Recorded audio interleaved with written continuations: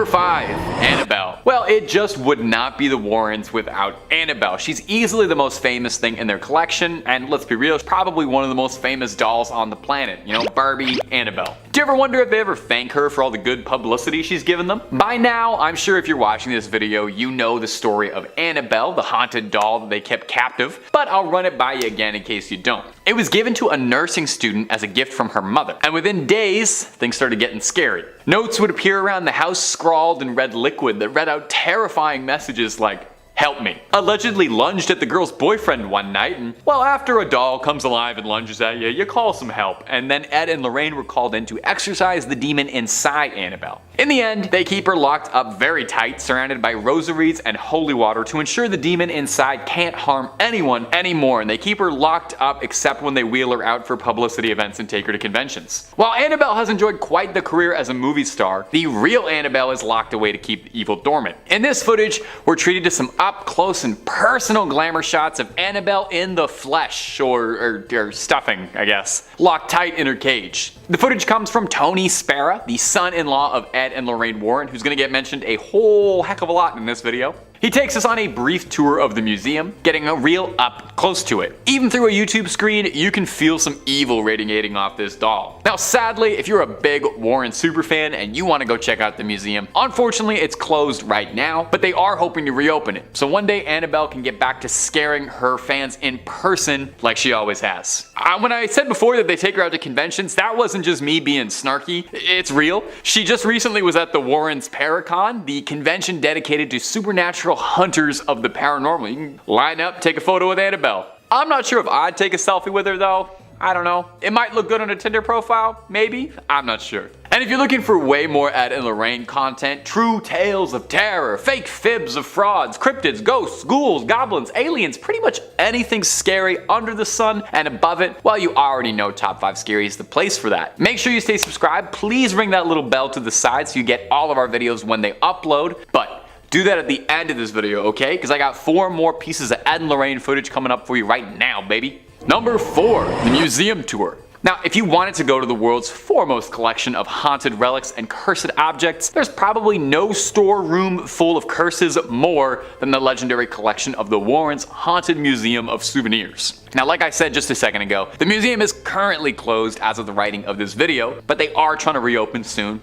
You know, cross your fingers. But in the meantime, you can take a digital tour, as this footage posted by the Warrens' son-in-law, Tony Spera, shows Mr. Warren giving a guided tour of some of the more unique haunted artifacts resting in the Connecticut garage. Now the full video, definitely worth a watch if you're a big fan of the Warrens, since it's as close as you'll be able to get to walking around the museum these days. It's a full half-hour long of old Ed going into grand detail and recounting some stories about some of their more notable and famous cases. Shoutouts include the witch Hannah Cranna, an old Connecticut legend, or the conjuring mirror, which might sound like it has something to do with the movie, but very confusingly refers to a case where someone used this mirror in a ritual to try and summon a demon, a different demon. Ed talks briefly on some of their many cursed dolls and toys, such as a dinosaur from the Devil Made Me Do It case and film, and of course, no visit to the Warrens Museum would exclude Annabelle. She's the star attraction of the place, probably what keeps the lights on for so long. She's shown under a tight lock and key, and Ed goes over the history of how they brought her in, and he touches briefly on the containment protocol for her, how she has to always be locked up in a storage box behind glass, surrounded by rosary beads and doused in holy water,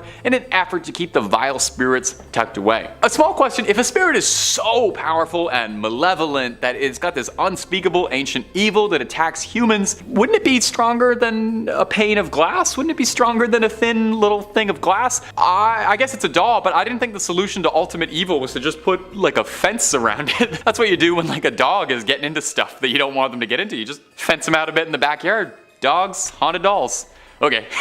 Number 3, the Shadow Doll. And coming in at the number 3 spot for today is going to be this footage of the Shadow Doll. When you first enter the Warrens' Haunted Museum, be it digitally or physically, one of the first things you'll see is this frightening little doll, affectionately dubbed the Shadow Doll. The Shadow Doll, that's fun to say. It's made of bird feathers and real human teeth. Lovely, those are some of my favorite ingredients. Now, it's currently owned by Tony Spera. He offers a bit of insight into the doll's history, saying it was originally acquired at an antique shop where it was sold with the owners of the shop shop completely oblivious to the doll's cursed energy. I don't buy that at all. What do you mean oblivious to the doll's cursed energy? Somebody came to you and sold you a doll made of bird feathers and human teeth, and your first instinct wasn't to douse the thing in holy water and kerosene for good measure? I know pawn shops ain't exactly the classiest place around, but you gotta have some standards, right? You gotta be able to recognize evil. There are very few dolls with human teeth that aren't evil. Sparrow claims the doll has an insidious curse inside it. Oh, wait, no, sorry, the Warrens weren't insidious. Anyway, the curse says that if you take a photograph of the doll, and when it develops, you write a curse that you'd like to inflict and then send it to your victim. The person who then opens the envelope and sees the photo of the doll will invite the curse into your home. The doll is also capable of some dream magic like Freddy Krueger and can even stop your heart while you're asleep if Mr. Warren is to be believed. And I know what you might be thinking. Did you just curse all of us by showing us this footage and pictures of the doll? No, of course not. I toss a salt circle around the camera before I film anything just to make sure no residual curses pass through the internet. I will say though, I have heard some pretty credible rumors that you're more susceptible to be cursed if you don't like, comment, and subscribe after watching a video, so I honestly would say on the safe side of things, you should do that. And on another side note, having done a lot of research on the pair of these two, I cannot stress how many haunted dolls and toys these people had. They had like the world's scariest Toys R Us in their backyard. Number 2, Scotland City under the city. Now, the Warrens' investigations didn't just take them on cross-country road trips in the United States. The Warrens visited a ghost in almost every state they claim, and then some. The Warrens' quest saw them traveling all over the globe in an effort to uncover truths and combat evil wherever it was found. In this recently uncovered footage, we can see a unique perspective from Lorraine digging underground in the secret vaults beneath Edinburgh. Under the ground is a series of large, cavernous vaults that were once used as a storage space for merchants, but when abandoned became home to Edinburgh's poorest,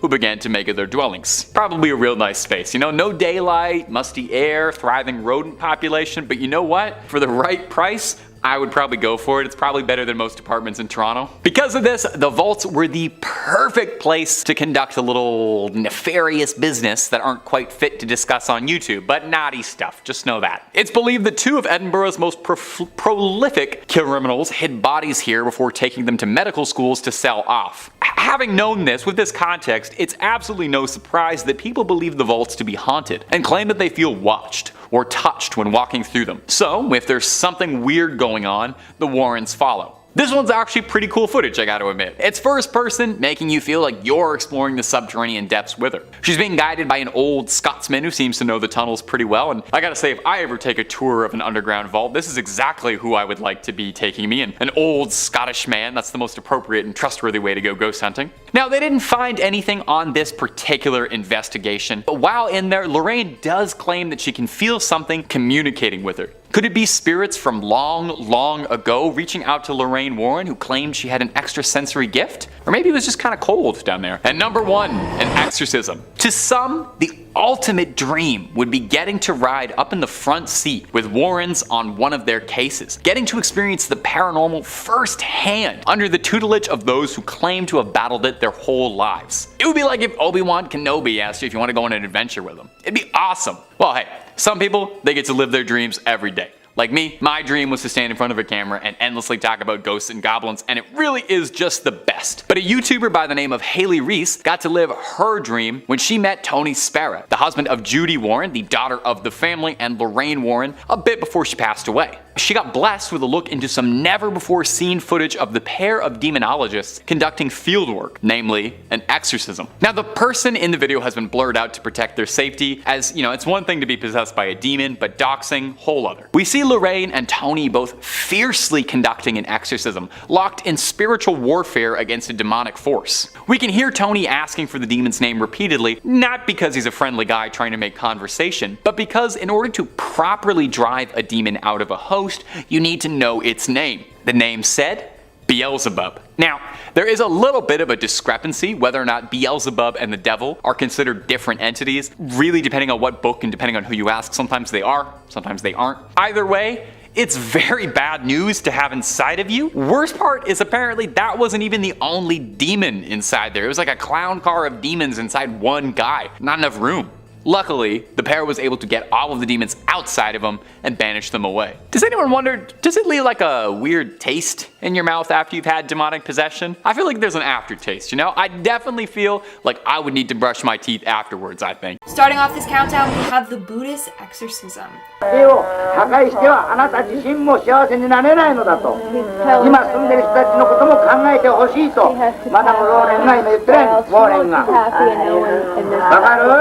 She has to let me be. She will not cry. In the early 2000s, the Warrens took a trip to Japan to check out these haunted tunnels that a number of people have died in. But while they were there, they were contacted to perform an exorcism on a woman named Teresa. This footage is very creepy. Not only is it actual footage of someone that is possessed, but you can also hear the demon in her voice reaching out to talk to Lorraine. In this clip I'm about to show you, Lorraine is trying to reach out to Teresa and get her to fight back against the demon possessing her. Hear me? Teresa, you hear me. You understand me. Teresa, leave. Leave, Teresa. Leave, dear. Leave. I'm here to help you. I'm here to help you, Teresa. Things take a turn when Teresa starts speaking in English to Lorraine. I should note that Teresa didn't know English, so clearly it was the demon speaking. You see your mother? Go with your mother, Teresa. Go with your mother. Go with your mother. Go with your mother. See your mother? Do you see your mother? Yes. Mother. Go with her. She speaks English. She sees her. Towards the end of the exorcism, Teresa starts lashing out towards Lorraine and others. We see her crawling around and growling like a demon and talking all raspy. I was here before.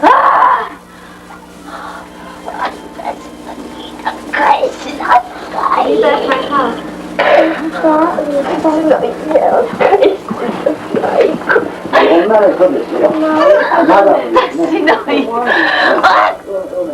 I guess the demon was really fighting back because poor Teresa was going through a lot at this point.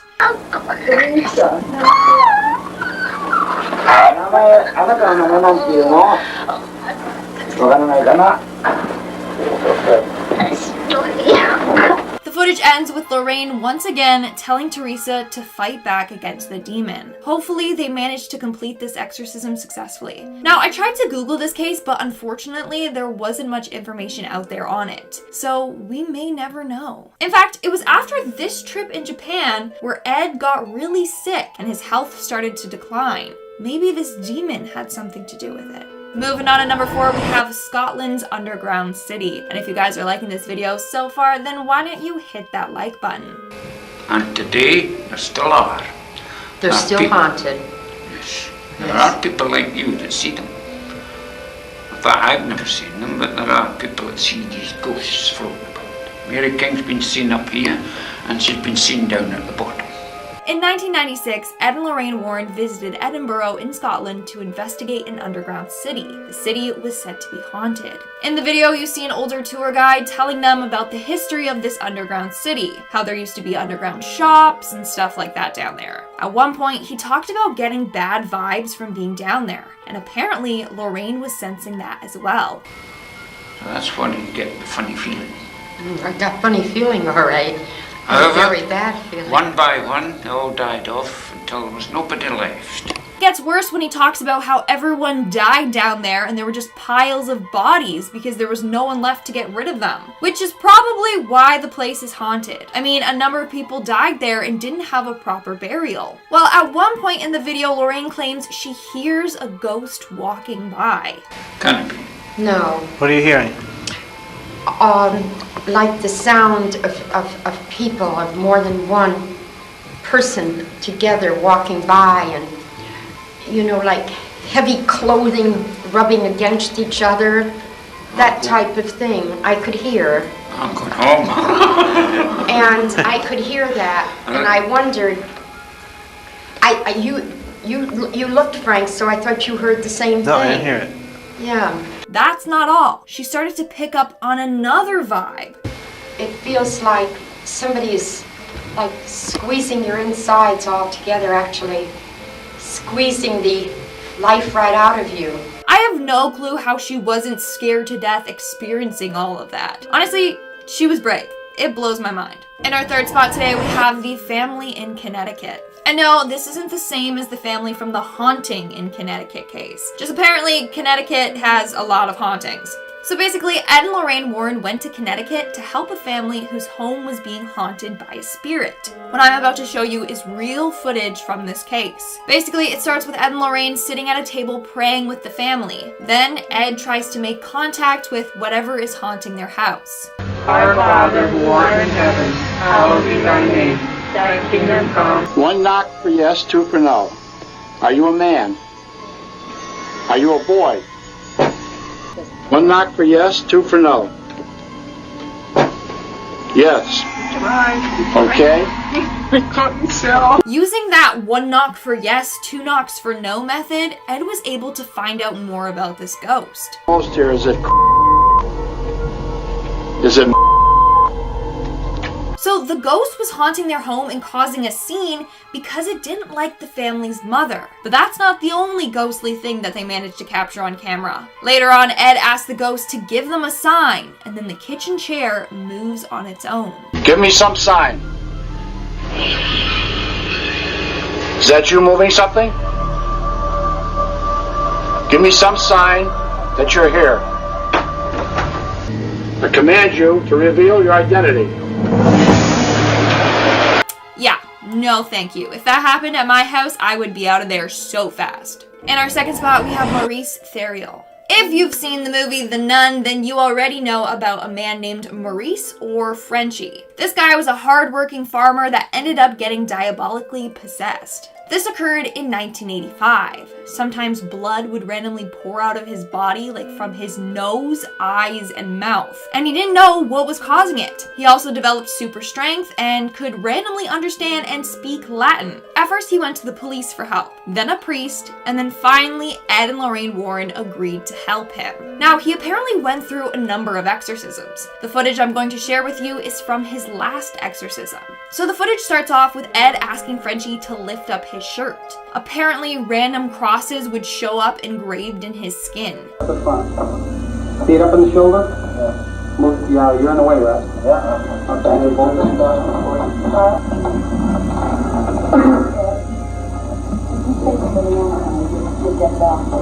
It literally looks like somebody took something sharp and carved crosses into him, and then it scarred up. But those would appear all over his body, randomly appearing and disappearing. During this exorcism, a number of scary things happened. For starters, we see him drooling from his mouth, but as soon as the drool hits his shirt, it turns to blood.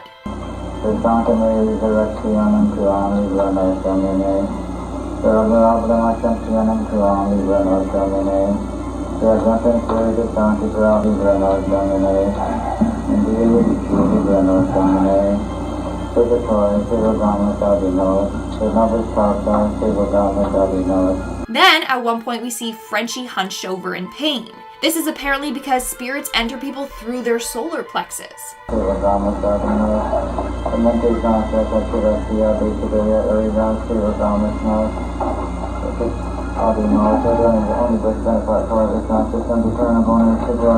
then at another point, we see Frenchie become incredibly still and his face changes completely. He doesn't look like himself. His eyes look so glossy.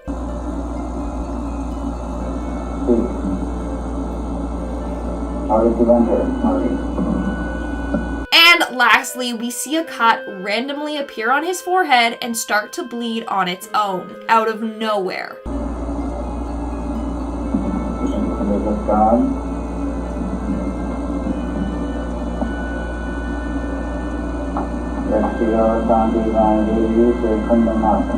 That is absolutely horrifying. And in our number one spot, we had the unseen tapes. YouTuber Haley Reese got the chance to actually meet up with Tony Spira, the husband of Judy Warren. He provided her with insight into the Warren cases and actually showed her some unseen exorcism footage. She then uploaded this onto YouTube. In this video, we see Tony and Lorraine Warren performing an exorcism on a man named Roberto. Take a look at it.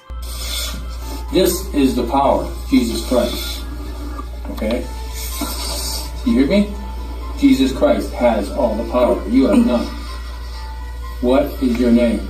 So in the video, as you just saw, they're trying to find out this demon's name to then help expel it. And guys, you're not gonna believe what demon was inside of him.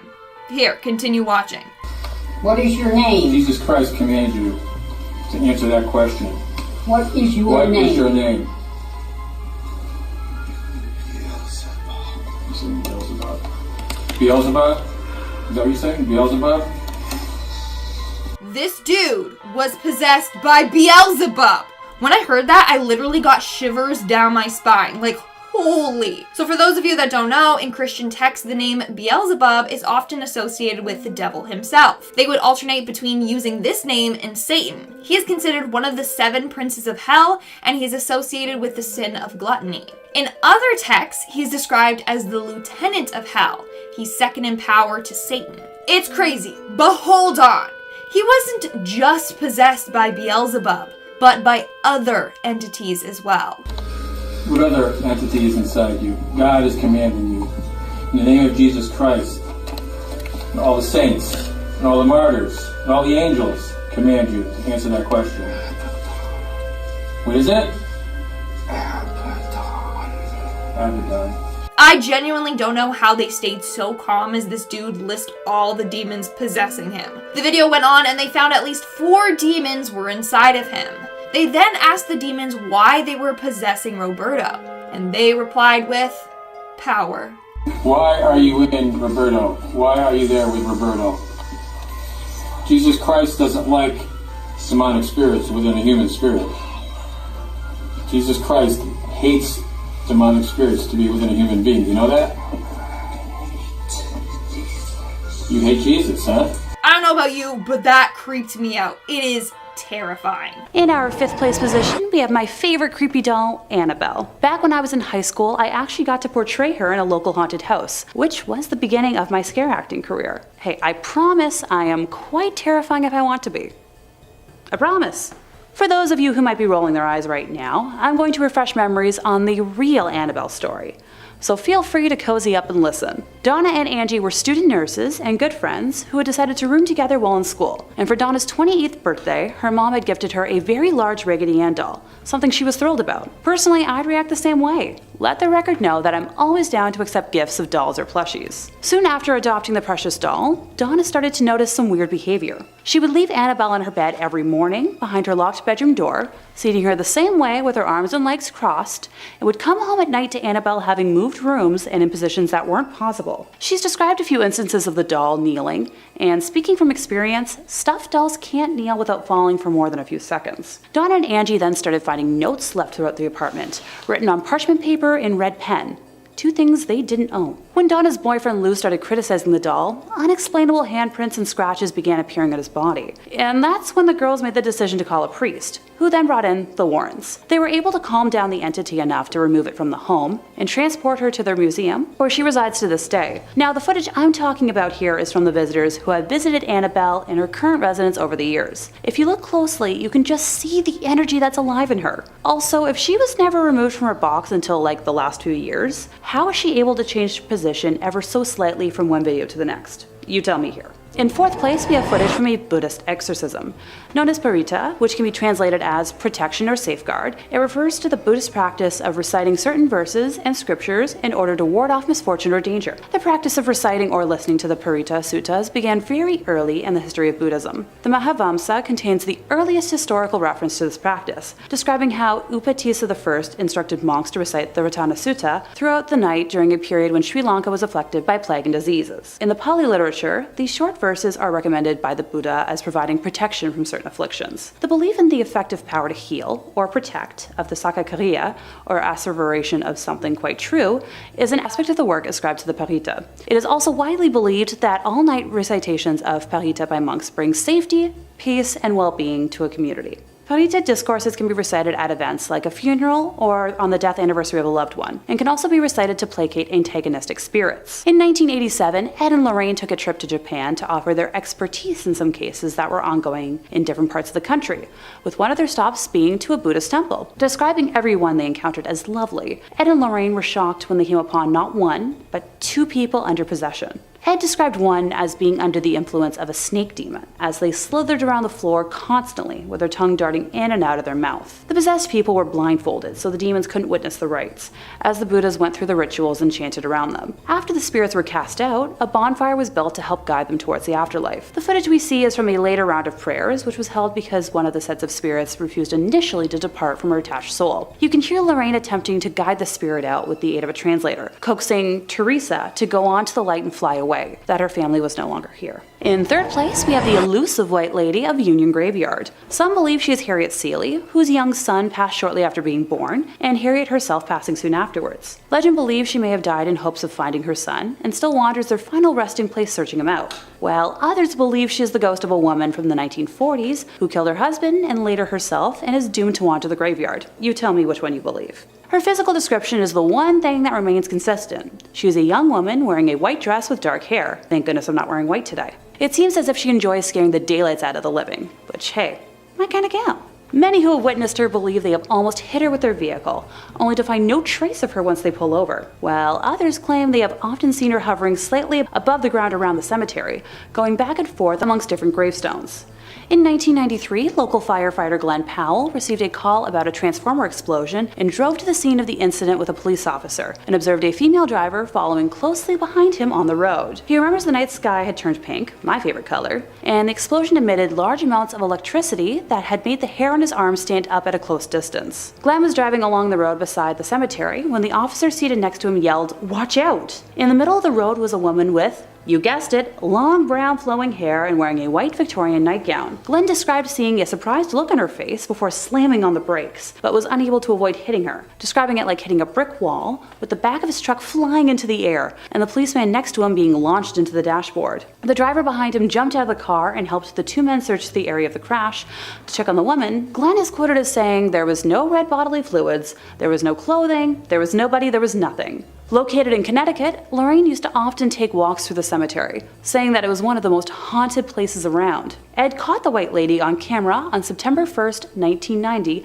at 2:40 a.m., his 7th night in a row of filming at the cemetery, determined to have footage as proof, and we can show some of that footage to you now. He described dark figures surrounding her, shapes that he said were wood ghosts that seemed to jump on her while they all argued. In second place, we have the Amityville Horror. On November 13th of 1974, Ronald DeFeo Sr., his wife, and 4 of their offspring, Dawn, Allison, Mark, and John, had their lives ended by a firearm inside their home in suburban Amityville, New York. And at the time, homicide detectives claimed it was the largest number of victims in a single slang on Long Island. The deceased were found in their nightclothes and were shot in the back, apparently while they were asleep. There were no signs of a struggle inside the home, where a sign hanging outside the main entrance read, "High hopes." Sure. The killings were reported by the only surviving member of the family, the oldest son, Ronald. He told the police that he arrived at the home shortly after 6 p.m. but found the front door locked, so he crawled into the house through a window and stumbled across the icky scene. He later confessed that he had ended the lives of his family around 3:30 a.m., acting out the scenes for detectives as he described how he took out his family one by one, with the weapon eventually being found in Amityville Creek. Ronald's trial began in October of 1975. His defense attorney, William Weber, tried to make a case that the defendant, who allegedly heard voices, was innocent by reason of insanity, but the court eventually sentenced him to 6 concurrent 25-year to life sentences. Try saying that 5 times fast.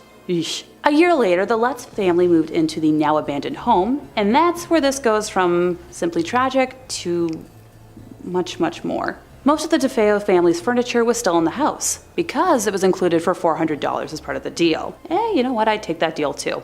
A friend of George Lutz, the father of the family, had learned about the history of the house and insisted on having it blessed, and at the time, George was a non-practicing Methodist and had no experience of what this would entail. Kathy, the mom, was a non-practicing Catholic and explained the process to him. George knew a Catholic priest named Father Mancuso who agreed to carry out the house blessing. He arrived to perform the blessing while George and Kathy were unpacking their belongings on the afternoon of December 18th, 1975, and went into the home to carry out the rites. When he flicked the first amount of holy water and began to pray, he heard a masculine voice demand that he get out. When leaving the house, the priest did not mention this incident to either George or Kathy until December 24th, when he called George and advised him to stay out of the second floor room where he had heard the mysterious voice, which happened to be the former bedroom of Mark and John DeFeo that Kathy had planned to use as a sewing room, but the call was cut short by static. Following his visit to the house, the father allegedly developed a high fever and blisters on his hands, similar to stigmata. At first, George and Kathy experienced nothing unusual in the house, but the horrors that happened over the next 28 days were awful for the Lutz family, bearing witness to slime pouring out of their walls, strange odors throughout the home,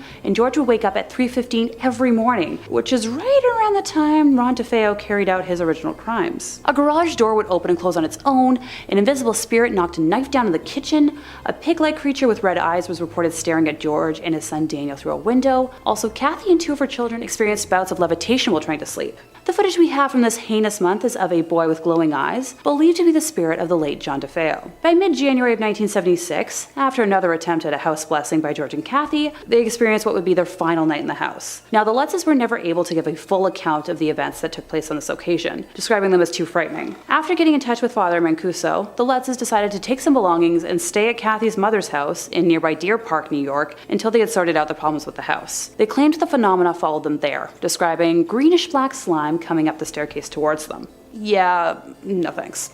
And finally, in first place, we have footage of an American exorcism. While the video is blurred out on YouTube to protect the identity of the poor girl, I personally think it's up there as one of the most frightening things I've ever seen. At an hour and 20 minutes long, it depicts a Catholic bishop in Connecticut attempting to converse with a demonic entity that has possessed the body of an innocent young woman, while her family restrains her. Ed and Lorraine were the ones to alert the church to the possession after meeting her during an audience chat session that was held at the conclusion of one of their public presentations. During portions of the exorcism when prayer is done, you can hear the demon acting wildly, and it originally refuses to give its name, both of which are quite common in cases of demonic possession. Eventually, we learn that there are 4 demons possessing our victim, with one of them identifying themselves as Robert, which happens to be a name associated with the son of Satan. I'll let a snippet roll now, allowing you to hear the woman for yourself. Starting off this countdown, we have the ghost in the photographs. In this footage, we see Ed and Lorraine Warren discussing a number of cases where they caught photographic evidence of ghosts. The show was hosted by Tony Spira, the Warrens' son-in-law. The first case they talk about revolves around a woman named Gail Martin, who we also see here. Basically, Gail moved into a house and for the longest time, nothing spooky happened. Then one day she was out digging in the backyard and gardening. Her husband took a photo of her doing so, and when it developed, you could see a white silhouette of a ghost. Years ago it was taken. There it is. Okay, here it is, Tony. Now, you see that Gail is higher than that woman. Then we have a second photo taken of Gail on the same day. And again, we see the same ghost in the shot. Now, as you notice, Gail turns around and Gail is smiling. And because her husband is saying something funny. So at that point, the woman is smiling, and she puts her hand up to her mouth in that manner. Unfortunately, since it's old footage, it is hard to see the ghost in the photo, like its face. It just kind of looks like a white blob. Now, Lorraine actually made contact with this ghost, and that's when we learned about her sad story. So according to Lorraine, the woman in the photograph once had a child who she absolutely loved. She even built a place for him on her property for him to stay, so he was always close to her. Then one summer he was working at a children's camp when there was a polio epidemic. Sadly, her son contracted polio and 3 days later passed away. The mother was extremely heartbroken by this. So when she passed away, she stayed attached to this piece of land. Now, when Gail started gardening, the ghost made herself known because someone was working on the piece of land that was sacred to her. Is out in the yard, in the garden, and now you're doing something to improve that. After all of these years probably of neglect, now you're going to be fixing it. And I believe that that is the reason she's there. The next ghost that they talk about, though, is not as nice as the first one. Let's take a look at it. Above the chair, right? Right above the chair. Right. Now, this is in the lowest level of that property, but they did have a lot, unlike Gail, they had all sorts of infestation. So the couple who owned this house witnessed really dark paranormal activity, and that's when they contacted the Warrens for help to get this evil spirit out out of their house. And lastly, we have the Providence Ghost Man. This next ghost that they are going to be talking about is of a soldier in World War II. The story is very sad and scary. His wife was informed that he was killed in action, not even missing, that he was actually killed in action. And a week later, she committed suicide. She committed suicide, and 1 week after that, he was found alive. That is just heartbreaking. His wife literally took her own life thinking her husband died, when in reality, he was just missing in action. Both of the ghosts are said to be attached to that home still. In fact, no one has moved into that home since. If you look at the top right of this next clip, you'll see the ghostly image of this man. No one ever occupied that cottage again. Now that looks like a man, Yes, but we have other photographs which look like a woman. yes, we do. So where you have one spirit, you have many more other than spirits. one, yes. Moving on to number 4, we have the cursed objects. And if you guys are liking this video so far, then smash that like button because it really helps us out. Many of the objects in this room here have had dire effects on people. People have been maimed, have been killed. People have wound up in mental institutions because of many of the things they write in this building here. Now let's head on over to the Warrens Occult Museum. In this interview, Ed talks about how dangerous their museum really is and the number of people that have died or have been severely harmed after visiting it. Raggedy Ann doll, which was responsible for the death of a young man who came in here one time, who challenged the doll to do its worst, and it did. Then you have a detective who was almost killed right in this room that we're standing in. Now, the Warrens had a strict set of rules. They told visitors not to touch anything in the museum whatsoever. This is because their aura mingles with the object's aura and it can easily latch onto them. Next thing you know, you're bringing that demon home with you. Anyways, this is the process Ed will take you through if you do end up touching anything. If anybody touches anything in this room, their aura mingles with the aura of that object, which is very evil. I would then tell them to close their eyes. I would vision them in what we call a Christ light, make the sign of the cross over them so they take nothing out of here. That's just a precaution that I always use. As cool as the museum sounds, you'd never catch me there. In fact, according to Tony, when he arrived with the camera crew, the spirits were upset and decided to shut off all the lights on them to tell them that they were upset. Well, we were starting to film, you mean, just as Rob was coming to us to start the interview, every single light went out. Every single light went out without any kind of jolting, just died. And then, what, 2 minutes later it came back. That was a warning to get out of here. So I think it's just about 9 o'clock at night. I think And it's we time should leave. The way that Ed said that gives me the creeps. Like, yeah, it's time for you to go. The demons want you gone. Yikes. In our third spot today, we have the Warrens Museum. Again. The Warrens Museum is just filled with cursed and deadly items that literally could kill you. In this next video, you'll see just how dangerous and scary the museum really is, if you didn't pick up on that already. You'll be taking a look at one particular doll called the Shadow Doll, or Doll of Shadows. And there are many what we call death dolls here. The doll you see here was made through black magic rituals. It's called a Doll of Shadows. Now, why is it called a Doll of Shadows? We'll take a look at it. This doll is absolutely terrifying. Like, if you thought Annabelle was bad, this doll is 1,000 times worse. It has human bones here and there and animal parts all over the body. You notice the nails in here and the tooth sticking out. Well, these are all feathers from crows and whatever. But this, I can tell through psychometry and through how it was made, that it was made with evil purposes.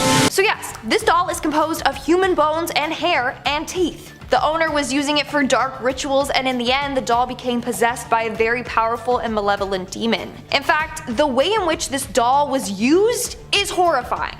Now the purpose is this, that they take a picture of this doll, they send it to you, and they put the curse on the back. You take it and you look at it and you laugh at it, but it's not a laughing matter.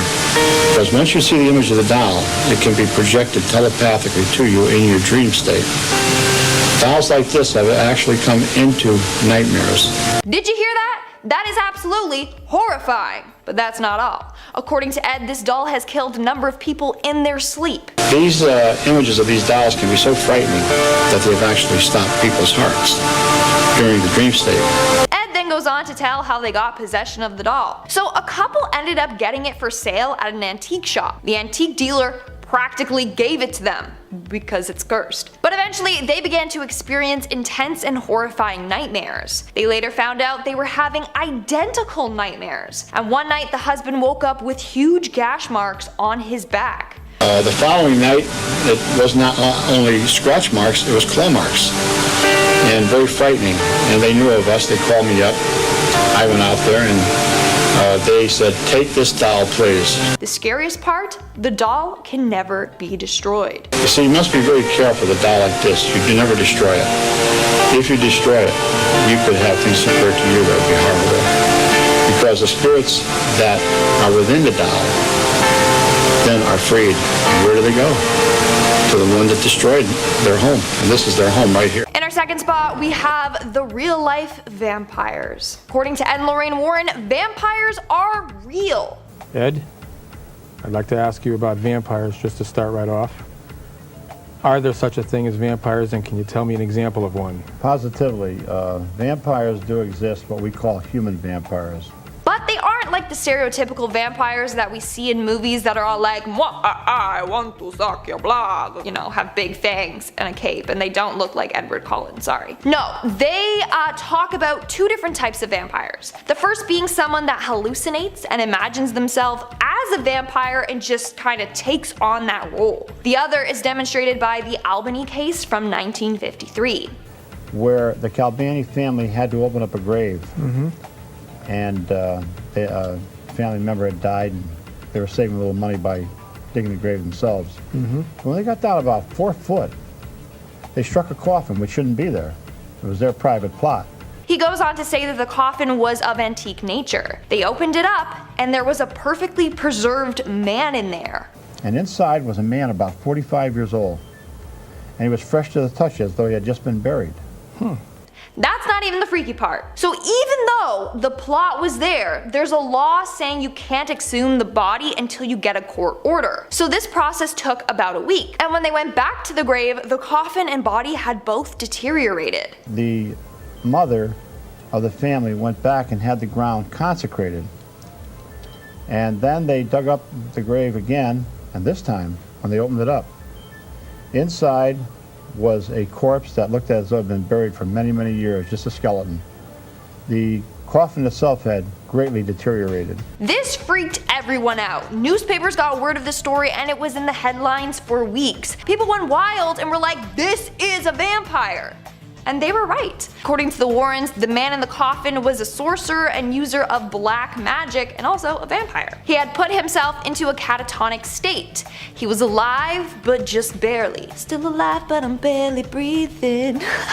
And then at night he would leave the coffin with his astral body and find his prey. His astral body was being connected to his physical body by something Ed refers to as a silver cord. So no matter how far he went, he could still make it back to his body. But while the physical body is still alive, there's a silver cord, a supernatural cord, that emanates from the physical body to the astral body. Mm-hmm.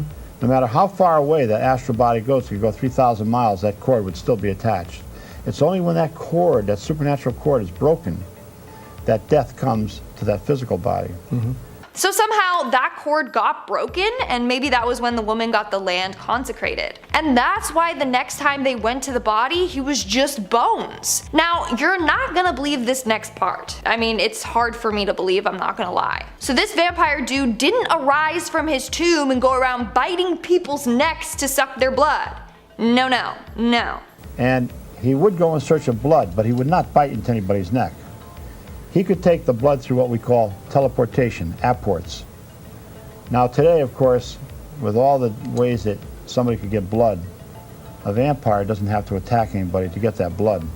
So vampires literally could be real and among us. They just can get blood sneakier ways, like maybe they work at a blood donation center or a hospital or something. Ever think of that? The Warrens did. And in our number one spot today we have Annabelle the doll.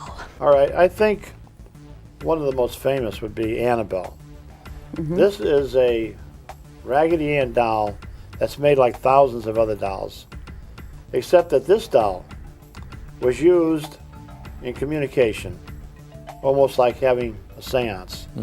In this next interview with Ed and Lorraine Warren, they talk all about Annabelle the doll and her origin story. So story goes that a young nurse received the doll as a gift from her mother. She lived with a fellow nurse. The two worked together and lived together. Well, one morning the nurse brought down the doll while they were eating breakfast and placed it on a chair at the table. This was meant to be a joke like, oh haha, she's having breakfast with us. But the next day she did the same thing. She brought the doll down to the kitchen table and sat her down at a chair. And the next day she did this until something terrifying happened.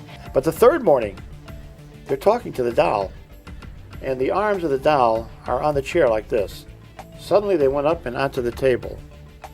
Now this didn't frighten them. This intrigued them, to the extent that the one nurse said to the other one of the nurses knows a medium. Let's ask her about this. I'll bet you there's a spirit in that doll. That's what they did. And that was their first mistake. So they did end up taking it to a medium, and the medium informed them that a spirit of a 6-year-old girl who had died in a car accident on the road by their house was latched onto this doll. Surely enough, they searched this and a young girl named Annabelle did pass away in an automobile accident near them. But listen to what Ed says here. But God does not allow the spirit of a child to go into a doll. This was a demon who was posing as that little child to create sympathy to these two young women, which it did. It worked, and this demon tricked the girls. They ended up looking after this doll thinking it was Annabelle, the little girl. They would take it out on excursions, buy it clothes, jewelry, etc. But then it started to attack the girls. The scariest thing occurred when the two nurses came back from their shift. They'd come home after midnight, put the key in the door, unlock the door, and who do you think is standing there? The Raggedy Ann doll. Standing there. Now that doll has flimsy legs. You try to stand it up, you can't. Hearing Ed say this just sent shivers down my spine. Literally. Just imagine going home and seeing that doll standing perfectly upright. The doll later went on to attack one of the nurse's boyfriends by choking him out in his sleep. I dreamt that that doll was strangling me. He had marks on his throat.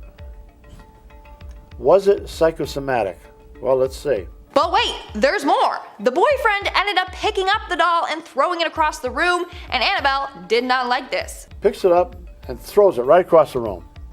You're nothing but a rag doll. You couldn't hurt anyone. With that, Tony, 7 psychic slashes appear on his body. Wow. Now, we've seen these kind of slashes. We've filmed them. These slashes come from nowheres. The blood came right through his shirt. Then finally, Ed and Lorraine Warren got involved and took Annabelle to their museum. Number 5. The White Lady Ghost. Among the Warrens' career of demonology was this peculiar case involving a local Connecticut legend, the White Lady Ghost of Union Cemetery. Whoosh, that's a doozy of a title. Can't she just be a spooky ghost? Anyway, Union Cemetery dates back 400 years, and it's said to be haunted by this one notable ghost. The tricky thing is though, nobody quite knows the exact origin of who she is. Some speculate that she's a woman who lost her child in childbirth and hasn't been able to move on to the afterlife because she still seeks out her child. Others speculate that she's a ghost of a victim who had been dumped into a sinkhole near the cemetery, and she's been unable to move on while this crime goes unsolved. You know, the fact that we don't even know her name or who she is, that's probably bothering her. That's probably contributing to all her worldly stress. The only things anyone can agree on truly is that those who say they've seen her claim that she's dressed in a bright white nightgown and has her head and face concealed with a white bonnet. One particularly good ghost story, local legend, says that in the late 90s, a firefighter responding to a call nearby said a woman in a white dress jumped in front of the truck and landed behind him. When he leapt out of the vehicle, there was no body on the ground, but a dent in the hood. Naturally, such a popular local ghost story caught the attention of Connecticut natives Ed and Lorraine Warren, and this never-before-seen footage was released by Tony Spera, their son-in-law, and it's Ed filming the cemetery looking for proof of the White Lady. We'll play some of it for you now so you can get your eyes on it and you can try to make out what's happening. Ed Warren claims that in the footage you can see see the ghost walking behind him in the shadows and turning to look at him. Lorraine Warren once said this evidence was so important that it had to be locked away to be studied by the New England Society of Paranormal Research. And I don't want to pop anyone's balloon here.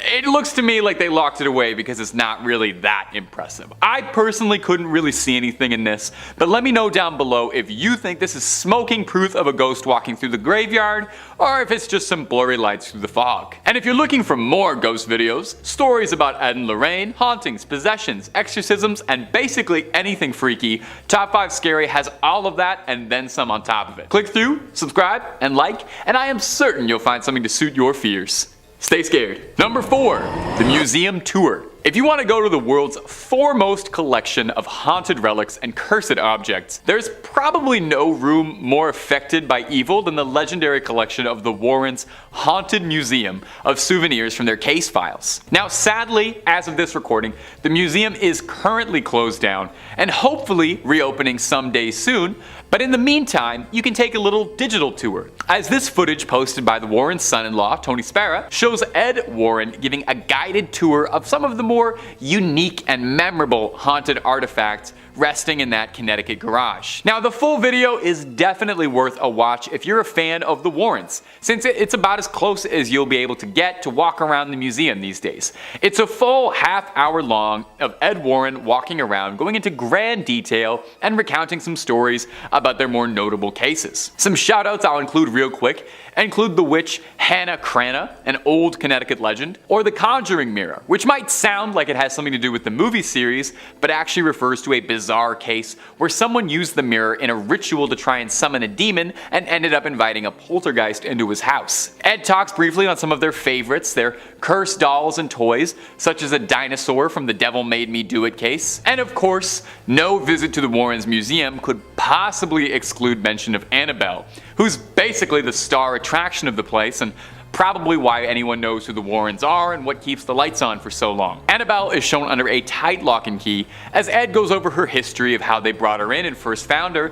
and how they eventually contained her. He touches briefly on her protocol, how she has to always be locked up in a storage box behind glass, surrounded by rosary beads and doused in holy water in an effort to keep the evil inside of her tucked away. And just a quick little small aside here from me. If a spirit is so powerful and so malevolent that it's able to possess a doll and contain unspeakable evil and attack humans, how is it thwarted so easily by a little bit of glass? I mean, I guess it's still a doll, it doesn't get demon strength, but I didn't know the solution for dealing with demons is the same way you deal with like a dog that's being kind of troublesome. You just put something around them until they can behave. Anyway, moving on. Number 3, an exorcism. To some, the ultimate paranormal dream would be getting to ride shotgun with the Warrens on one of their cases, getting to experience the paranormal firsthand under the tutelage of those who have battled it their whole lives. It would be like if Obi-Wan Kenobi picked you up on some backwater desert planet and asked if you wanted to go on a great adventure with him. It would be awesome. Well, some people get to live their dreams every day. Like me, you know, my dream was to stand in front of a camera and talk about ghosts all day long. A YouTuber by the name of Haley Reese got the rare opportunity to meet Tony Spera,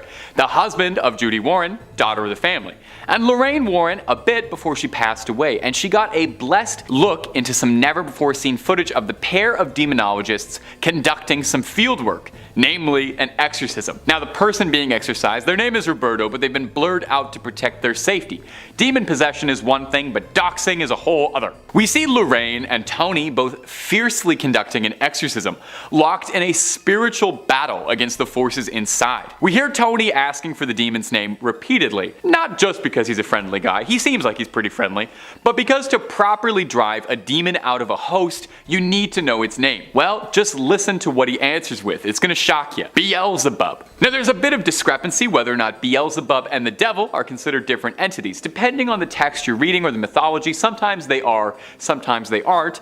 Either way, it's bad news. It's not something you would like to invite inside you. The worst part is, if you're listening, apparently that's not even the only demon inside. It was like a clown car of demonic energy inside one guy. Now, thankfully, after a tough battle, they were able to get all the demons outside of him and hopefully banish them all away. Do you think it leaves like a weird taste in your mouth after you've had demonic possession? Like, you know, when you wake up Like after having a nap and your mouth just feels weird, I feel like I need to brush my teeth a few times at least afterwards. Number 2, Annabelle on tour. Annabelle is the #1 name in cursed dolls. Sorry Megan, we love you, but Annabelle's got staying power and she's just been here longer. More movies too, although on a side note, I'm hoping they make more Megan movies. As such, Annabelle has become quite popular, with a lot of demand for the cursed toy, despite the fact that, you know, she's got a demon inside of her and is apparently very evil, and she should be kept under proper lock and key. Did you know that there was a significant enough demand for Annabelle that she tours? Yeah, you heard me right. Annabelle tours. And you know what? I think that's great. Girl, get it. You gotta get that bag, you know? The movies made you a star, really propelled you to the world stage. It would be a shame to keep you locked up in Connecticut when your fans are waiting. A recent clip made the rounds on TikTok of a paranormal investigator, Eric Vital, transporting the allegedly haunted doll to take her to Paracon, a convention for ghost hunters and paranormal enthusiasts to break bread, swap stories, and pick up cursed goods. Founded in the Warrens' memory to carry on their legacy and establish a community of ghost hunters. Eric is part of the New England Society for Paranormal Research, the foundation created by Ed and Lorraine to further the development and research of the paranormal. Now, this short video of him unpacking Annabelle got all kinds of attention on TikTok, mostly from people wondering why you would want to take her anywhere, or why you would want to get your hands on her at all. I mean, inside the case she's carried in literally says, "Do not open under any circumstances." Now, Eric did understand this, and he assured that those who are worried that they take all the proper precautions, and that's not just putting Annabelle in a seatbelt. "We take this very seriously," he said. "Our faith is very strong, all of us. So we bless the van. We all have enormous amounts of holy water. We have a priest come in, bless the area, and bless the items. And maybe put her in a car seat too, just to be safe." And number 1, Buddhist exorcism. You know, it wasn't just the United States where Ed and Lorraine worked on their cases. If there was a call for it, the Warrens would do their best to answer. Plus, I feel like if you only ghost hunt in one country, you're missing out on so many good demons and scares. If you're a fan of the channel, then you know by now just how many really fascinating cultural and regional monsters that exist out there and all the different ghost stories that exist. You know, you can spend your whole life battling demons, but have you ever gone toe to toe with a yokai or an oni? Maybe that's why the Warrens decided to take a trip to Japan in the early 2000s. Maybe they just wanted a nice vacation, or maybe they were getting tired of local poltergeists and wanted a new difficult challenge. They set out to Japan to investigate these allegedly haunted tunnels, where a number of people were reported to have died in. Ed was a former World War II Navy veteran, and he had spent a lot of time around Japan and was interested in their culture and the reports and things that he had heard. Of course, it was hardly a vacation, because while they were there, they were asked to participate in a Buddhist exorcism of a young woman named Teresa who had become the unwilling host to a litany of demons. They were aided by a group of Buddhists during their exorcism, a change of pace from their usual help from ordained Catholic ministers. We'll play it for you now so you can get some eyes on it. In the clip, we can hear Lorraine doing her level best to try and cast the evil out of the young girl's body. Now, the clip's a bit hard to watch, I'm gonna be honest.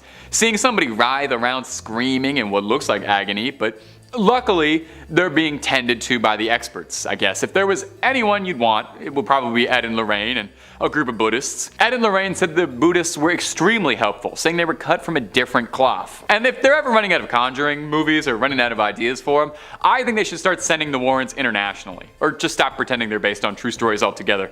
Have the Warrens try to fight Godzilla, or have them fight the Predator or something. Let's see them exercise their way out of that one. Let's see holy water and a little rosary take on the Predator. Starting off this countdown, we have the haunted house. In this clip, the Warrens talk about a haunted house that they visited and the creepy things they encountered while there. According to them, someone in the house was using an Ouija board and it opened up a bunch of doors to the spirit world, and that's how it got haunted. Plus, the house was 50 to 60 years old, and for some reason, ghosts like to haunt old houses. Communication, Tony. There had been doors open through Ouija boards. That's what I was wondering. But unlike most times, we do not condone the use of Ouija boards. Well, guess who was using the Ouija board? This girl, go down into that hatchway. It was horrible. Both Jennifer and I, at that point together, said, we cannot go. Then there was a boy, and the boy was 8 years old. Now that girl was coming over to care for that boy. So the young boy and his babysitter were using the Ouija board in the cold cellar and let the spirits into the house. So apparently back in the day, 3 women used to live in the house along with their mother. While they were living there, they were haunted by a ghost that was killed back in the day. They would see apparitions of this young girl smiling. At first, it was just the mom that would see the ghost, but then one of the other women started seeing the ghostly girl as well. In one case, she actually spoke to her. Then she actually walked over and sat on the bed. I believe there was a conversation between them. There was a conversation between the two of them, and then this dark form, who we believe to be the person who had perpetrated it, of this man. That's when they learned that the house was haunted by the girl that was killed and her murderer. The Ouija board had opened the door and those spirits came back to the house. Now here's an image that the Warrens took while on the property. The ghost also manifested itself into orbs as well. So both the photos you just saw are of real ghosts. In our 4th spot today, we have the Amityville haunting. And if you guys are liking this video so far, then smash that like button because it really helps us out. This is probably one of the most controversial paranormal cases of all time. On November 13th of 1974, Robert Butch Defoe took the lives of his parents and his 2 brothers and 2 sisters. The house was then put up for sale and the Lutz family moved in. And apparently the demon that got Butch to do that horrific deed started to attack this new family. Their doors and cupboards would swing open and close by itself, green slime would ooze from their ceiling, and one time a demonic face with red glowing eyes was seen looking into the house. So on and so on. The Warrens went to investigate and confirmed that the house was haunted. Now I'm sure you've seen the photo of the young boy peering around the corner with scary glowing eyes. Well, let's see what the Warrens have to say about it. Yes, with infrared film. Oh, yes. And it's in the upstairs bedrooms. Just to the left there, you see what looks like a small boy's face looking out with bioluminescent eyes, but is a diabolical spirit with luminescent eyes that appears in that home to confuse the investigators. The photo has always given me the creeps. What I didn't know is that that was of an evil spirit. You think that is an evil spirit, Ed? Positively.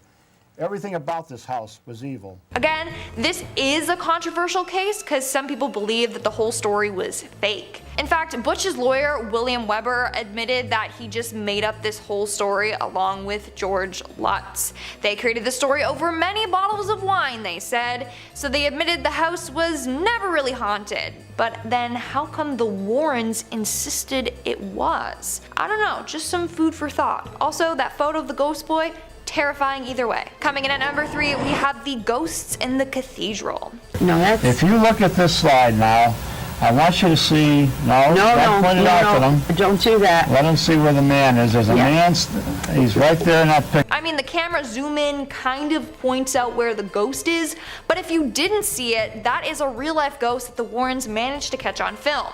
Here's a close-up of it if you didn't spot it. When there he is. See, right in the corner. And you see him, and that's in the cathedral. Now remember that the cathedrals, well, buildings in the United Kingdom are extremely old. So I clearly see a man in a suit. Hopefully you all see that too. According to the Warrens, tragedy took place in the church and a number of spirits haunt the church. They didn't go into great detail, but back in the day, people actually got burned alive in this church for being part of different Scottish clans, and now their souls haunt it. I think it was the McDonald's and the Campbells. Right? Yeah, the McDonald's and the And Campbells. the Campbells were burnt to death in that church, so you can imagine the terrible things that go on there.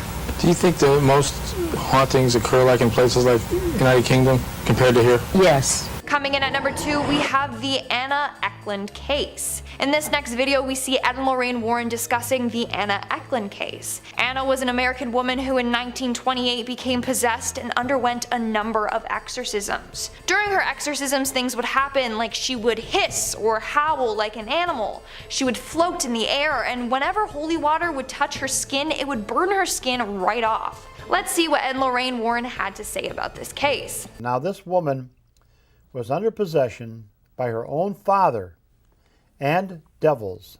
from the age of 14. Sadly, her father had taken advantage of her on a number of occasions in which she would try to resist. She didn't want to go along with it, which made him mad and made him start to resent her. He hated her so much that when he died, he actually possessed her with these devils, right up to the age of 54 when Father Ressinger went to help her. Now, she had 30 exorcisms performed, which all failed. That is incredibly messed up, but that's not all. This woman underwent 30 exorcisms. All of them had failed, so they decided to send her to St. Joseph's Church in Iowa to see if they could get the demons out of her. When she arrived, she was placed on a cot in front of nuns. They brought the woman to the convent, and the nuns were all stationed around this woman on a cot.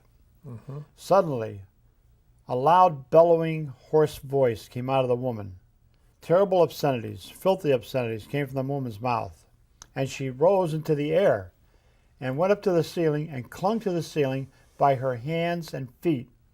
Literally like the scene in The Exorcist. After that, she had to be tied down to the cot. That's not even the worst part. And the nuns constantly were throwing holy water at her. This woman, outpours of what looked like spaghetti and human hair came out of her mouth. That is absolutely disgusting, and apparently she would throw up 20 to 30 times a day. Not only that, but it stunk so bad that the nuns had to take 15-minute shifts with her or else they would fall ill. Imagine how horrific it must have been to be there with Anna and performing this exorcism on her. And in our number one spot today, we have The Exorcism. The footage I'm about to share with you is footage of a possessed woman going through an exorcism. It's footage directly from the Warren files. This exorcism footage is 1 hour and 20 minutes long. In fact, the footage had been cut down, so that means they were performing an exorcism for over an hour. I will say though that the footage was blurred by Tony Spira before he uploaded it to his YouTube channel. He did this in order to censor some graphic images, but also for the privacy of this woman. Although it's blurred, we can still see how crazy the woman is acting and can hear the weird noises that she is making.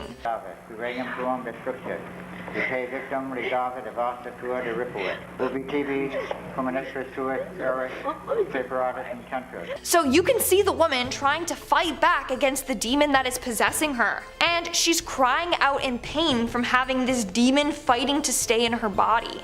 Are you alright? She says he's over there. The devil? So in the footage, you can see Tony Spira holding the poor woman as the demon was controlling her. She can't speak, but she's trying to do so. All that's coming out is gasps for air. But at one point, she points beyond the camera, and Tony knew that the demon was in the room with them and was situated right where the woman was pointing. It gets even creepier when everyone in the room starts chanting along, trying to get this demon out of her, while Tony holds her head up still. Holy Mary, Mother of God, pray for us sinners now and at the hour of our death. Amen. It's scary, but it's also really sad. The poor woman was going through so much pain and suffering. Number 5, the White Lady Ghost. Among the Warrens' storied career of demonology was a peculiar case involving a local Connecticut legend, the White Lady Ghost of Union Cemetery. Whoosh, that's a doozy of a title. Can you just shorten that down? Just like a Union Cemetery Ghost? There you go. 3 words. Anyway, Union Cemetery dates back 400 years, and it's said to have been haunted by this one notable ghost in particular. Now, exactly where she came from, nobody's quite sure, Nobody's got an exact date and time. Some speculate that she's a woman who lost a child in childbirth and hasn't been able to move on to the afterlife and still seeks out her child. Others speculate that she's a ghost of a victim who was dumped into a sinkhole near the cemetery and is unable to move on while the crime goes unpunished. The fact that we don't even know her name, I'm sure that's probably bothering her somewhat too. The only things anyone can agree on is that those who say they've seen her claim that she's dressed in a bright white nightgown and has her head and face concealed with a white bonnet. A particularly good ghost story says that in the late 90s, a firefighter responding to a call nearby to the cemetery said that a woman woman in a white dress jumped in front of the truck and landed behind him. When he leapt out of the vehicle, there was no body on the ground, but a dent in the hood. So naturally, such a popular ghost would have to catch the attention of Connecticut locals Ed and Lorraine Warren, and this rare footage is Ed filming the cemetery looking for proof of the White Lady. We'll play some of it for you now, and you can try and make out what's happening. It won't be the easiest. Ed Warren claims you can see the ghost walking behind in the shadows and turning to look at him. Now, Ed Warren said that this evidence was so important it had to be locked away to be studied by the New England Society of Paranormal Research, but not to burst anyone's bubbles, it kind of looks to me like they locked it away because it's not really that impressive. You let me know if you could see what they were trying to get me to see, because personally I just see some blurry lights in a dark graveyard. But maybe I'm not opening my third eye enough. If you're looking for more ghost videos, stories of the Warrens, hauntings, possessions, exorcisms, and a whole lot more, Top 5 Scary has all of that and then some. So click through, please subscribe, please ring that little bell so you don't miss a single one of our videos, but do that at the end of this video, okay? Because I got 4 more Ed and Lorraine Warren stories coming up for you right now. Number 4, Ed Warren invoking a spirit on camera. Coming up next is this video uploaded by Tony Spera, the Warrens' son-in-law, on his personal YouTube channel. If you're a fan of the Warrens and you're not already, I would recommend subscribing to Tony Spera. He puts all sorts of Warren related clips up on the channel and it's fun. Now, it's hard to say much about this particular video because it was uploaded without a whole lot of context. The video doesn't really mention a date, a location, or a case, or anything else like that. It's a bit troublesome because the Warrens have said to have worked on hundreds of cases over the years, so this could be any one of them, or maybe it's just one of the lesser, less exciting cases that got pushed to the side. They can't all get made into movies, Now, in the video, we can see Ed filming what looks like a fairly normal 70s living room, although the room is definitely haunted. You can tell right away from that liminal yellow wallpaper color. You can hear Ed Warren yelling out the name of Jesus Christ in an attempt to provoke the spirit into appearing. It's said that during an exorcism, to get a spirit or a demon or a ghost to reveal itself, you need to invoke the name of Jesus Christ, put a little fear of God into him. After about a minute of some serious invoking, it seems like Ed is finally getting through to the spirit because we see the table and chairs slide across the ground as if they're being pushed backwards by some incredible invisible force. Now,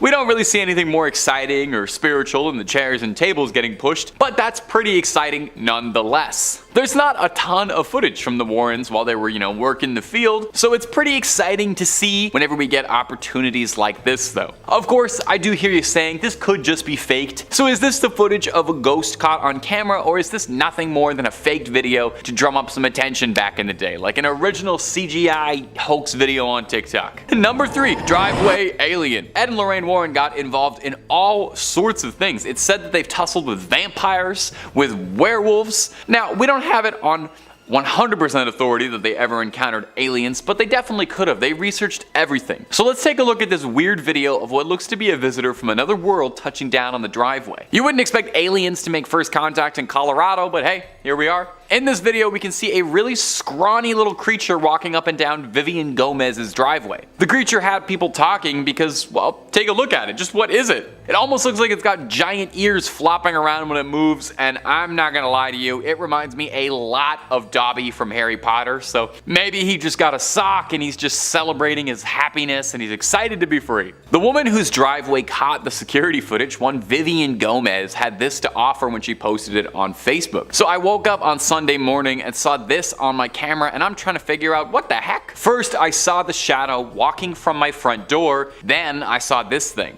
Has anyone else seen this on their cameras? The other 2 cameras didn't pick it up for some reason. Sadly, her security camera only films for about 10 seconds or so this is the only footage that she was able to capture of this mysterious driveway creature. Gomez clarified for everyone that whatever it was wasn't her son. Okay, we weren't thinking that, but now we're definitely not thinking that, because she doesn't let him out by himself that late, although that opens up a lot of questions. She saw something strange running around her driveway at night and considered the possibility that that might be her son. Like I said, I'm pretty sure the most likely possibility is that this is a freed house elf excited for the future, or a very confused alien. Could be an alien that just touched down. Maybe a Terminator traveling through time. That's why it looked naked. Gang, you let me know what you think what this mystery monster could have been down below. Number 2, Jarkand. Coming up next is a clip out of India that went viral last year and captured the attention of paranormal enthusiasts, alien hunters, and skeptics alike. I like when you can get everybody all in together and like that. You see something weird on camera, we're like, is this an alien? Is this a ghost? Is this a demon?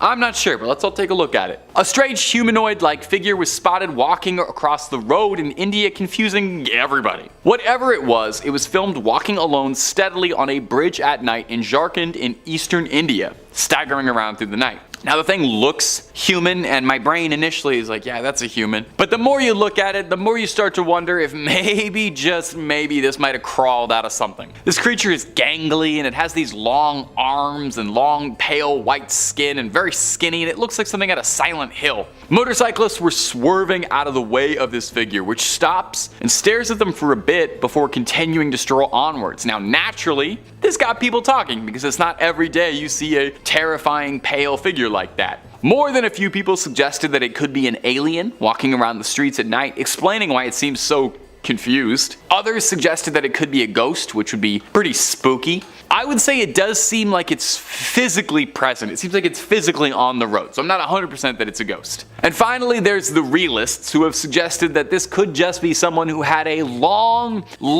night and is lost and on all the substances right now, just trying to get a good night's sleep. As far as I know, no one has cracked this case, certainly not Ed and Lorraine Warren, so we may never have a satisfying answer. And number 1, the Buddhist exorcism. It wasn't just the United States where Ed and Lorraine Warren worked on their cases. If there was a call for it, the Warrens would do their best to answer. Plus, I don't know, I feel like if you only hunt ghosts in one country, then you're missing out on just so many good demons and ghosts out there. If you're a fan of the channel, and I hope you are, then you know by now just how many amazing, interesting regional monsters, myths, and cryptids there are all over the world. You could spend your whole life battling demons, but have you ever gone toe-to-toe with an Oni or a yokai, something like that? Well, maybe that's why the Warrens decided to take a trip out to Japan in the early 2000s. Maybe they wanted a vacation and a change of pace, or maybe they were looking to challenge themselves. They set out to Japan to investigate these allegedly haunted tunnels, where a number of people were reported to have died in. Ed was a World War II Navy veteran and had spent a lot of time around Japan and was fascinated in their culture and the things that he had seen while stationed there. Of course, hardly a vacation, because while they were there, they were asked to participate in a Buddhist exorcism of a young woman named Teresa who'd become the unwilling host to a litany of demons. They were aided by a group of Buddhists during the exorcism, which is probably a change of pace from their usual ordained Catholic ministers. In the clip, we can hear Lorraine doing her level best to try and cast the evil out of the young girl's body. The clip is a bit hard to watch, and that's coming from someone who watches ghost videos literally every single day of his life. You're watching someone writhe around screaming in what looks like agony. But hey, luckily they were being tended to by the experts. Ed and Lorraine Warren spoke very highly of the Buddhist monks helping them as well, saying they were cut from a different cloth. I'm not sure if that's a pun or not. I feel too, if they ever start running out of ideas for the Conjuring movies, they should definitely start sending the Warrens international. Conjuring in Japan, I already feel like that's a good premise for a movie. Or maybe, and bear with me here, the Conjuring movies should get way more wild. We already know they're only based on true stories, they're not real stories, so just have them fighting Godzilla or whatever. I would love to see Ed and Lorraine Warren try and exorcise Godzilla. You let me know who you'd love to see Ed and Lorraine go toe-to-toe against. I'd want to see what they could do with Freddy Krueger too, personally. Starting us off at number 5, psychic photos. If you're a fan of our channel, you may remember a video that we did on the eerie objects and artifacts that you can observe at Ed and Lorraine's Occult Museum in Connecticut. Well, here they go into detail about one particular type of creepy object that they have a handful of at their museum: psychic photographs. So what are psychic photographs? According to Ed Warren, a psychic photo is a phenomenon in which a camera, being an impartial witness, captures a ghost on film. But the crazy thing is that the image that you see of the ghost is one that it projects itself, an image of what it believes it looks like. This clip explores how exactly that happens, and the Warrens describe instances in which they've witnessed spirit forms appearing beyond the physical eye. Ed also tells of how he captured the White Lady of Union Graveyard with his camera, one of their most famous images. We could put the first slide up and look at it. Wow. Well, there you're seeing your stereotype ghost. Look at the appendage-like arms and legs. You know, when you see these little cute ghosts that are painted and drawn, on Halloween. This is your stereotype ghost right here. And at number 4, the Amityville House. This piece of footage, published by Mysterious World, features Lorraine Warren retelling her experience at the Amityville House. The Warrens in the past had gone to the famous Amityville House. It's one of their most famous cases. It's the place in which a man named Ronald DeFeo Jr. shot and killed 6 family members of his in 1974. And a year later, a new family, the Lutz family, had moved into the residence, only to be terrorized by a violent demonic presence.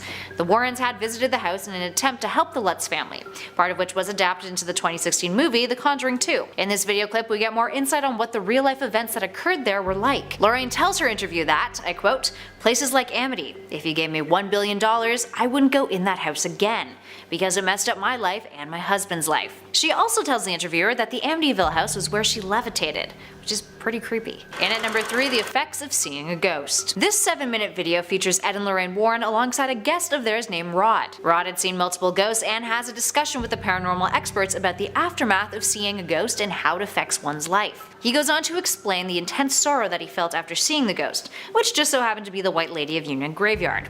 He experienced night terrors, was extremely upset, and had excessive tremors for months, reoccurring whenever he was reminded of the event. Ed goes on to explain that the sadness that Rod felt is something called radiotelethesis, which happens when a human picks up on the emotions of a spirit when they have a close physical encounter. The fact that something like this could occur to any individual is pretty darn creepy. A good friend of mine had died, and a couple nights after that, sitting in my bedroom, I saw the figure of a woman in front of my windows. So my bed was on this end of the room and my windows were there.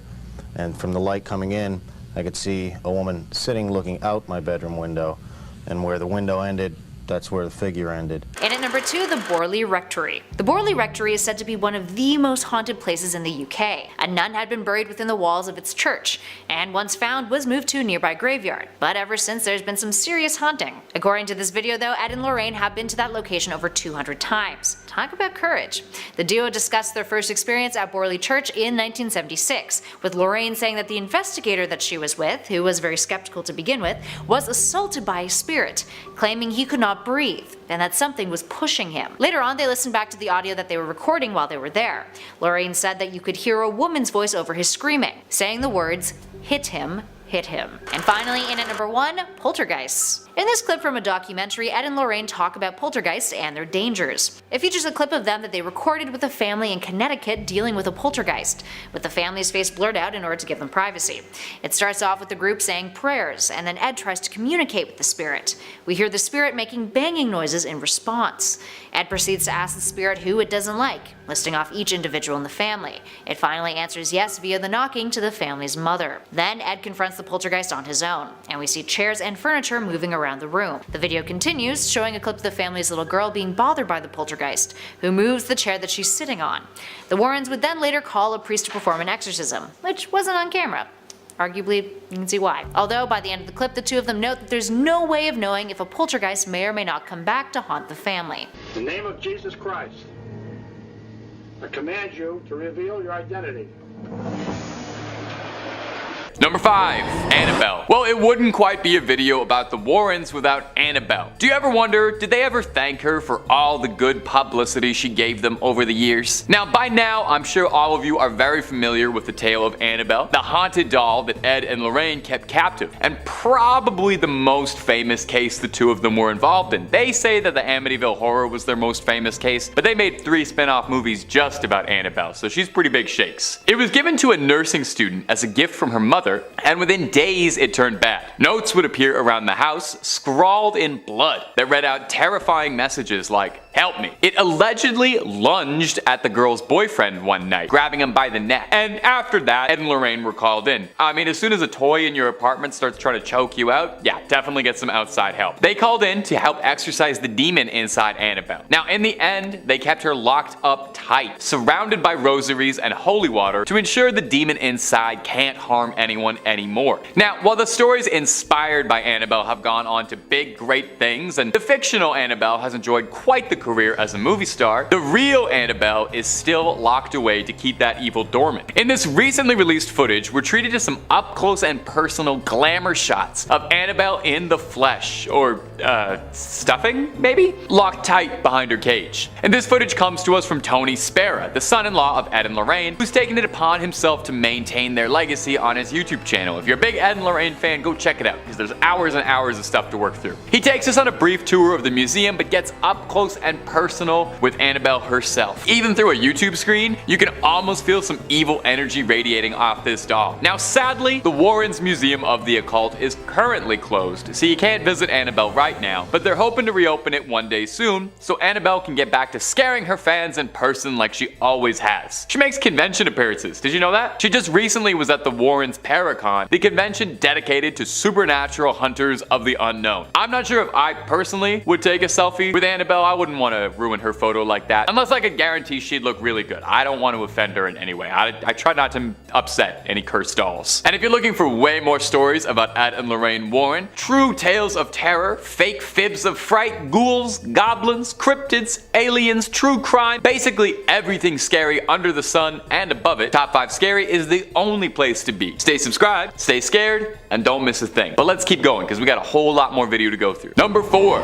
Under Scotland. Now the Warrens' investigations did not just take them on road trips all over the United States. Now the Warrens might have visited a case in almost every state and then some. The Warrens' journeys saw them traveling all over the globe in an effort to uncover truths and combat evil wherever it was found. In this recently posted footage, we get to see a unique perspective from the Warrens, focusing on Lorraine Warren digging around underground in the secret vaults beneath Edinburgh. Under the ground is a series of large cavernous vaults that were once used as a storage space for merchants, but when abandoned became home to Edinburgh's lowest and poorest, who began to make it their dwellings. Probably really nice, what with no daylight, musty air, a thriving rodent population, and hey, for the right price, that honestly sounds better than most apartments in Toronto. Because of this, the vaults were the perfect place to conduct a little nefarious business, if you know what I mean. You know, all sorts of nasty crimes that aren't fit to discuss on YouTube. It's believed that 2 of Edinburgh's most prolific criminals hid bodies here before taking them to medical schools to sell off. So, because of its grim history, it's no surprise that people believe the vaults to be haunted, claiming they feel watched or touched when walking through them. So when supernatural weirdness happens, the Warrens are soon to follow. This one's actually pretty cool. It's kind of like going on a ghost tour from your own home. First person, making you feel like you're exploring those subterranean depths with her. The real highlight though is the guide, who's this very geriatric Scottish man who seems to know the tunnels very well. If I ever take this tour, I need to insist on my guide being an old Scottish man who I almost can't understand. That seems like the most appropriate and trustworthy way to go ghost hunt. Now they didn't find anything too much on this investigation, but while in there, Lorraine claims that she can feel something communicating with her long